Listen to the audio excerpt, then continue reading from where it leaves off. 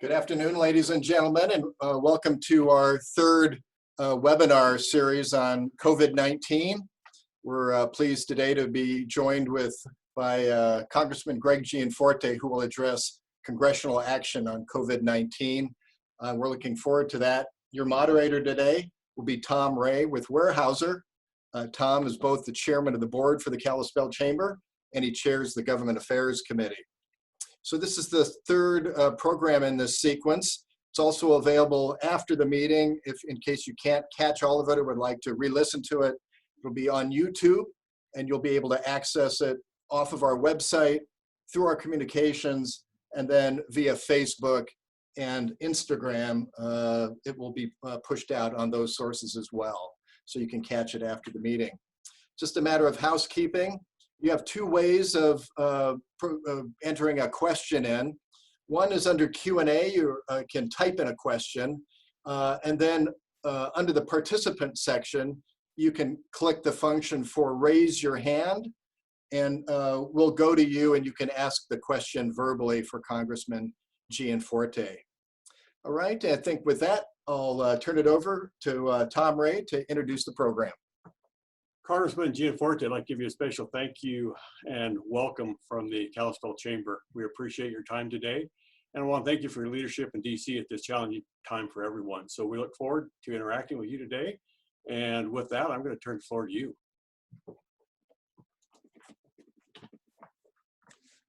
Thank you, Tom.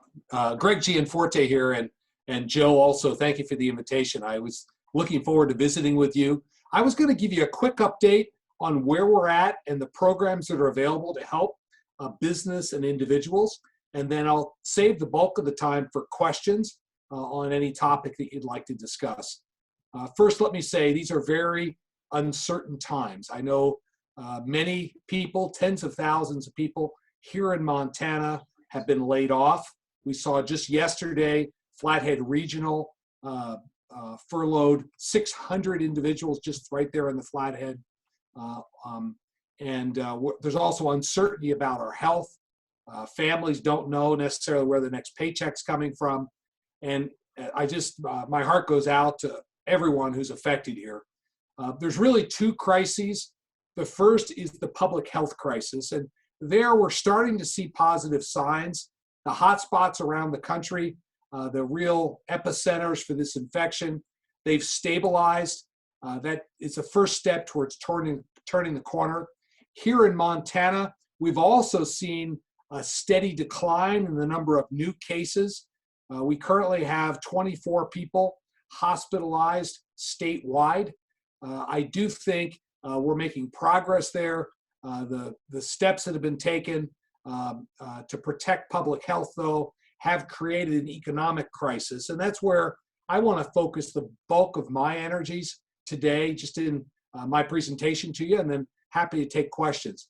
In the last 6 weeks, we've passed three major pieces of legislation. The first provided funding for vaccines and testing.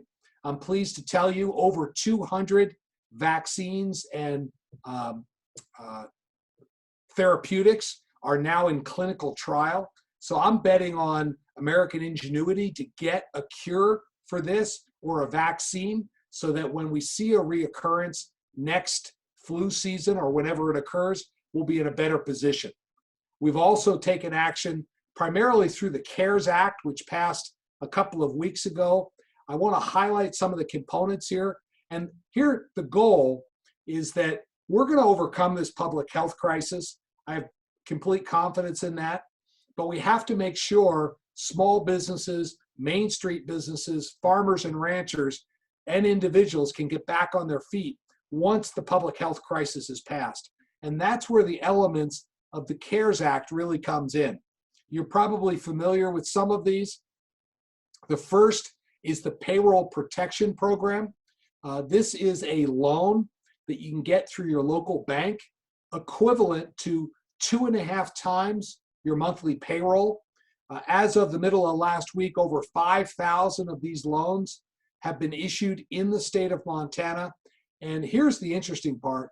They are forgivable to the extent you use them to retain your existing employees. Again, it's the Payroll Protection Program. They're available to small businesses, 500 employees or less. You get them through your local bank.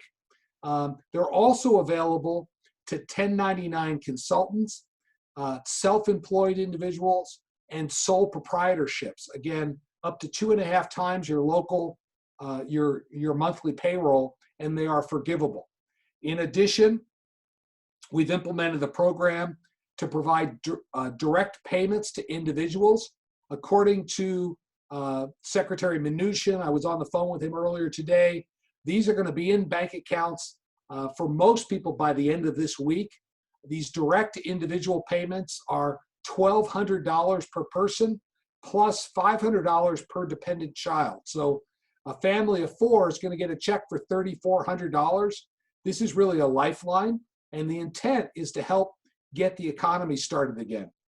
In addition, for those tens of thousands of people in Montana that unfortunately have been let go from their position or furloughed, we have expanded unemployment benefits. These are administered by the state of Montana, but we've expanded the definition of employment in this CARES Act to include 1099 consultants, sole proprietorships, and self-employed individuals, and increased the amount of payment just for a limited time to make sure people get the aid they need.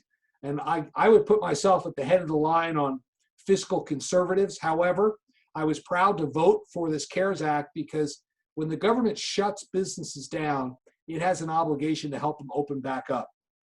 We've also allowed businesses to defer their payments of payroll taxes through the end of this year. That's another way to push liquidity into the marketplace. You do have to make those up, but you have 2 years to do it. We've also changed the tax code so that normally if you have a loss in a given year, you have to use that loss in that year or carry it forward.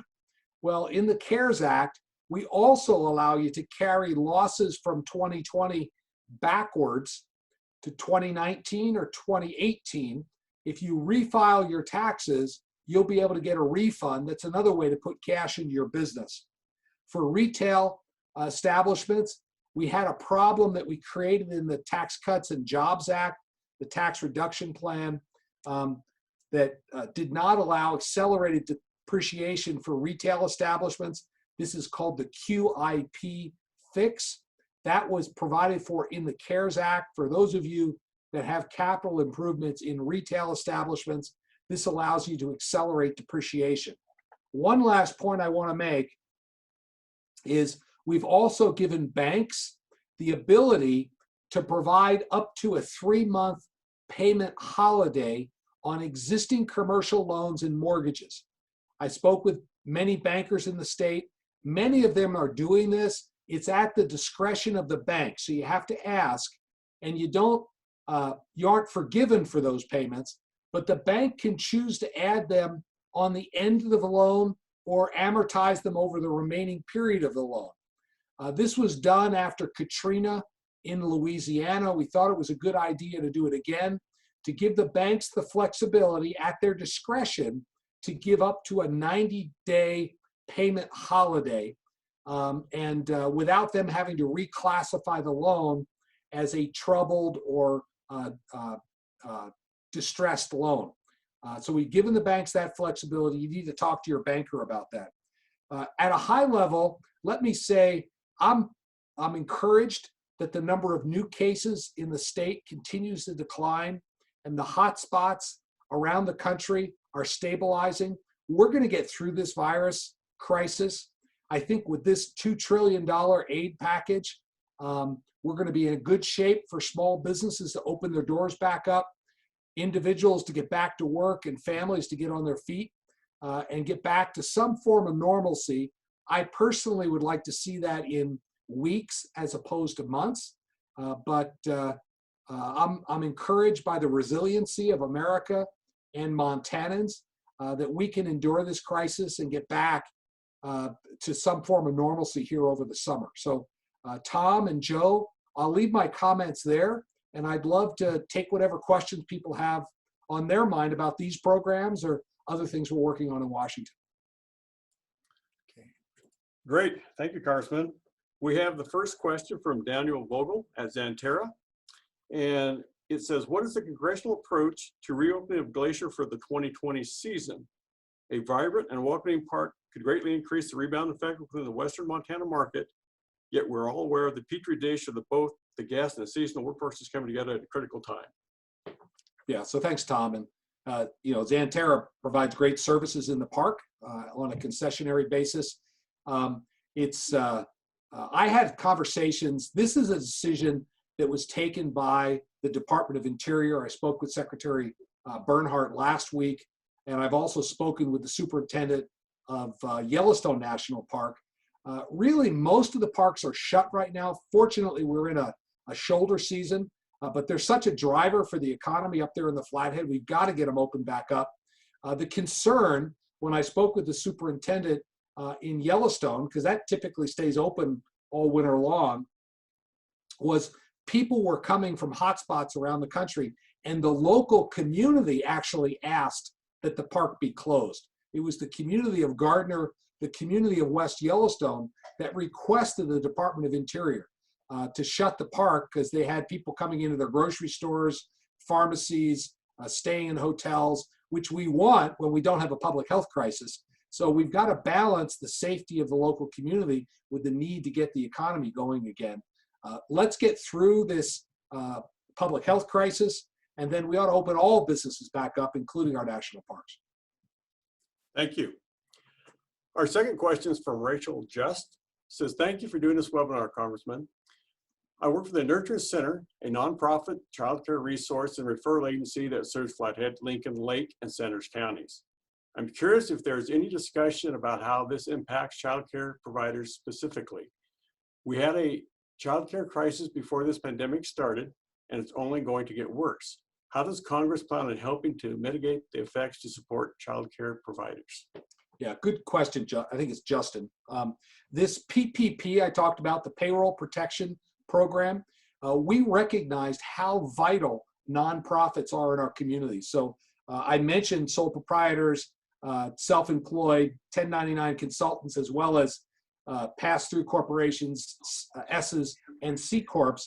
But this PPP also applies to nonprofits and faith-based organizations. So when we're not at worship on a Sunday, can't pass the plate, the spiritual health of our communities is just as important.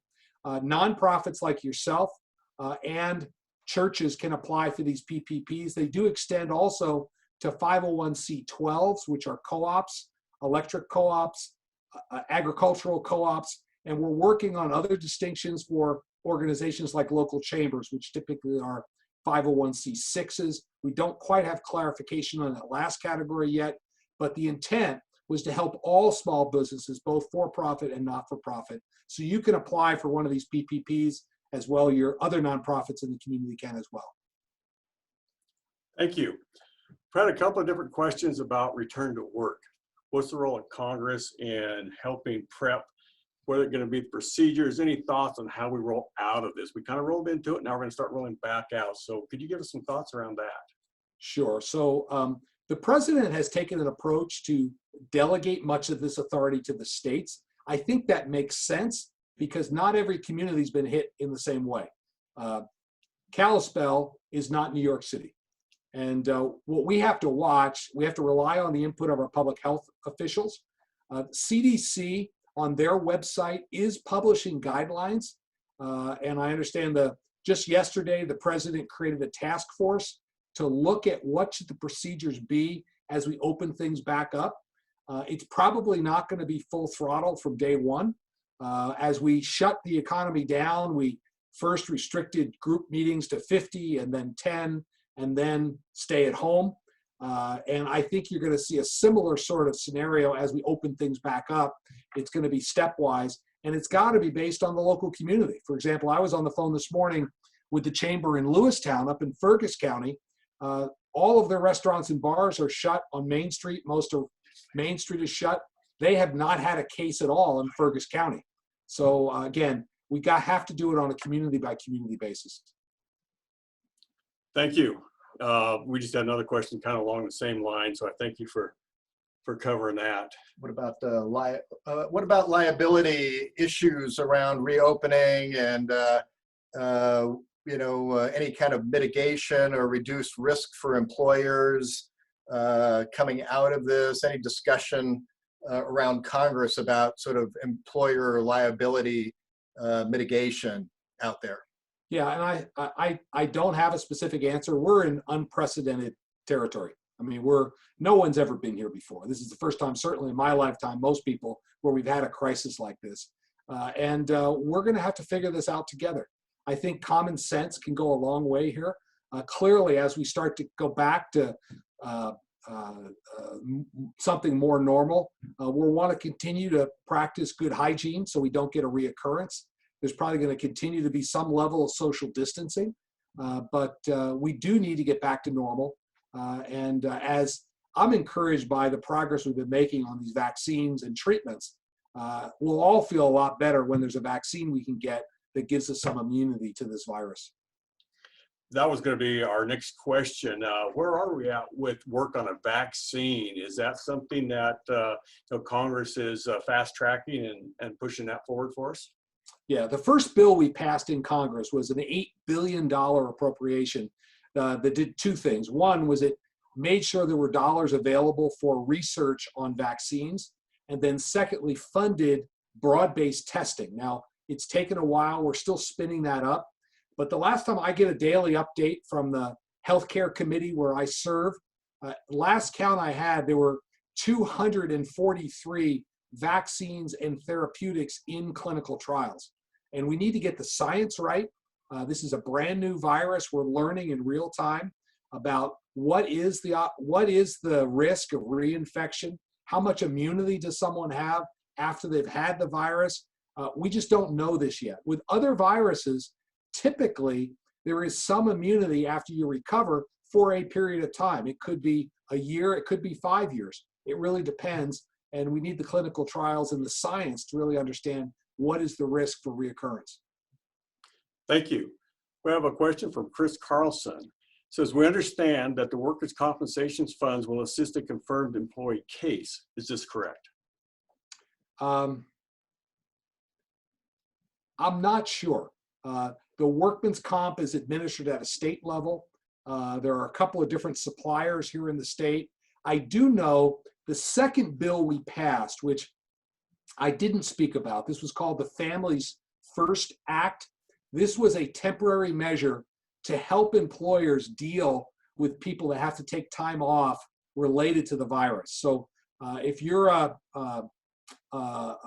company under 500 employees and someone has to take time off because they are sick or they're caring for a family member who's sick, or they have to watch kids who are home from school because of the COVID-19, employers can continue to pay those individuals full salary for 2 weeks and deduct 100% of that out of their payroll taxes. So the federal government's going to cover that. And then there's an intermediate term benefit, which provides for 2/3 pay for 90 days. Again, the employer is made whole by the federal government. You can deduct that out of your payroll taxes. That's called the Families First Act, and that is law now. We passed it out of Congress, and the president signed it about 3 weeks ago. Thank you. That was a good explanation. Next question is from Debbie Waldenberg. Can you share more information on the EIDL, Economic Injury Disaster Loan, that I understand is the SBA of Montana, and what is the criteria to pay out on this? The application just asks for total sales, direct cost, and total overhead costs. So your thoughts on that, Congressman? Yeah, so the disaster loan, both the Payroll Protection Act, Payroll Protection Plan, and the EIDLs are both SBA programs. However, when you apply for the Payroll Protection Program through your local banker, the disaster assistance loans you apply for directly through the SBA. And they've been doing, I have to say, we passed this legislation, and a week later, we were writing loans under the PPP. We've now done 5,000 of them in the state of Montana. Normally, FAST and government don't go in the same sentence together, but we've been moving remarkably quickly. If you want more details on that EIDL, I would suggest you go to the SBA.gov website and look up disaster loan. Those loans can be of greater value, and there's a way to get an emergency payment of $10,000 up front. There are some elements of it that make portions of it forgivable. The PPP is restricted to 2.5 times your monthly payroll, but 100% of it can be forgiven if you use it for payroll, utilities, and you retain your existing employees. So you can't double dip and use them for the same employee, but you can apply for a disaster loan and the PPP. The details are up at SBA.gov. We do thank you for the expediency of the work back there. You were right on. It's very needed, and thank you. Mm-hmm. Meg Ross has the next question. It says, thank you for taking the time for your constituents today, Congressman. From a technology perspective, with many crises, there are lots of bad actors taking advantage of the fears that people have around the crisis. Currently, there are a lot of new phishing schemes specifically related to COVID-19. What, if anything, is the state doing to communicate new cybersecurity risks related to the pandemic to small businesses in Montana? Yeah, so it's a really good question. And this has been a concern of mine. I serve on the Consumer Data Privacy Subcommittee in Congress. And just last fall, I was in Kalispell. I had the Federal Trade Commission and at a local senior center there talking about some of these online schemes that typically target our elderly and others. I would just buyer beware. You should not be giving credit card numbers or bank information to people over the phone. Make sure you know who you're talking to, and be careful of emails. The federal government is not going to be sending you emails about offers to get money. So just buyer beware. Thank you. Good advice. Are there any additional questions out there? Joe, do you have something you'd like to ask while we wait for? Oh, here's another one just came in. Chris Carlson, what's the federal level doing to provide the frontline workers with personal protective equipment, gloves, masks, hand sanitizer? Will FEMA be able to assist business costs for additional use? Yeah, so this has been a concern all along. I had a call recently with about 50 hospital presidents across the state of Montana, and the bulk of the conversation was focused on PPE. And the feedback I got was, we have some in our supply closet. We're not out, but we're concerned if there's a large outbreak that we're going to run out. So in other areas of the country, we have been shipping PPE out of the national stockpile. And President Trump has enacted his military war powers to repurpose some manufacturing here in the US.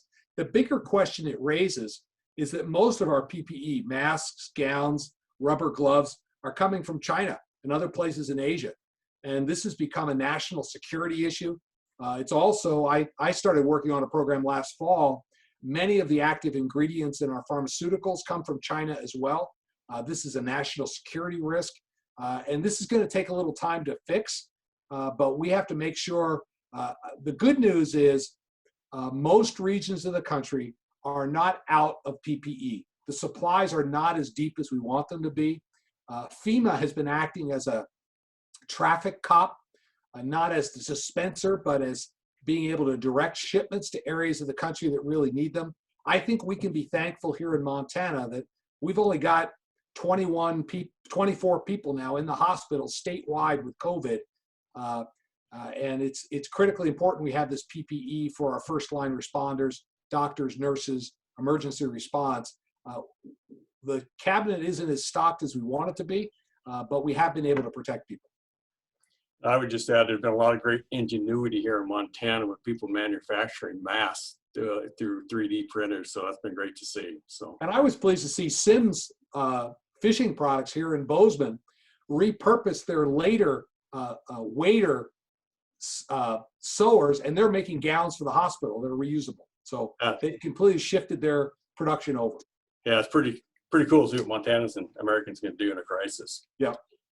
Catherine Larson, says, are we looking at how to grow broadband capabilities across the state that provides access to internet for our communities without internet in our homes so that they may access telemedicine platforms and their providers? Yeah, it's a very good question. And I've been a huge advocate for rural broadband really for a long time for three reasons. One is we need it to get healthcare into our rural communities through telemedicine, just as you mentioned. Secondly, it's necessary for educating our kids to get content and access to specialists. And thirdly, it's an economic issue. I mean, we've sent everybody home and said work from home. If there's a silver lining in all of this, all the Montanans that have left Montana over the last 2 decades that are living in these concrete jungles down in Denver and Portland and Seattle, they've learned they don't actually have to go to work. So I'm hopeful that we can get Montanans to come back home and bring their jobs with them. It's going to be a great way to bring increased vitality to our rural communities across the state. But that broadband has to be in place. So I signed on to a bill here recently, the Rural Connections Act, and I serve on the Telecommunications Subcommittee in Congress. We're going to continue to push. This has been one of my top priorities to make sure our Montana is not left out with a digital divide where we can't have access to telemedicine, remote education, as well as the economic benefits that we've learned you can work from anywhere. Great.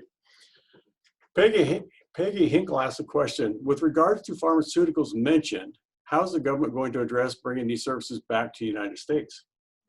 Yeah, well, the first step was I signed a letter last fall. Particularly, our military is a large consumer of drugs. About 1/3 of our healthcare costs are pharmaceuticals. The first place to start is make sure that the supply of drugs we need for the military are sourced here in the U.S.